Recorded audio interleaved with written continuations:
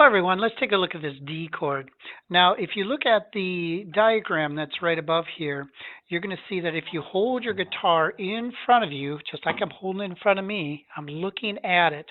That string that's on this side, on the right hand side, that's my high E string. And then I have my nut across the top, and then I have my frets.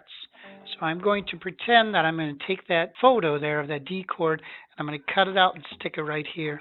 So I'm going to go to that third string up from the floor, second fret, 1, 2, and I'm going to put my first finger right there and hold it there. The second finger is going to go on the first string, second fret, and then I'm going to take this finger and cross over and catch that string that goes right between. Also, if you look up at the diagram, there's two X's. There's an X above this low E string and an X above the next A string. You're not going to play these two strings at all in this chord. However, look at the D string, the third thickest string.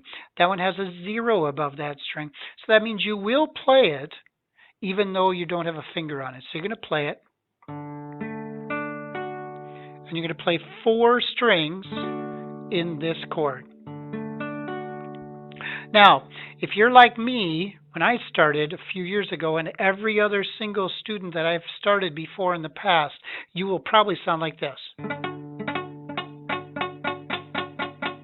A lot of thunking, right? I call them thunky chords. Okay, so this is what's happening. Your fingers need to press down.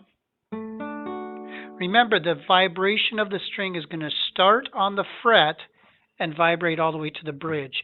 If you are not making a good connection with the string to the fret, it's not going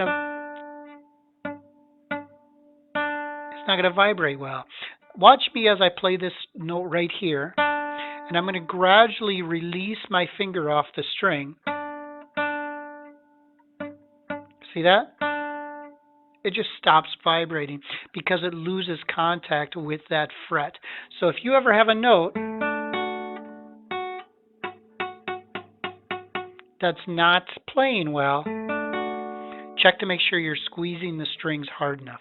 The second reason why you get a thunky sound is maybe you're on top of the frets. Notice how I put my fingers right on top of the frets. That means I'm killing the vibration. Again, listen. You're going to get a sound, but it's not going to be a nice sound. The third reason why people get a thunky sound, especially in the upper strings right here, is because maybe this finger right here is touching the high E string because it's not curved enough. Remember, this string has to vibrate under this finger all the way up to that one. And that's why you might get a sound instead of like this. You're going to get a sound. I'm going to put this finger on it a little bit.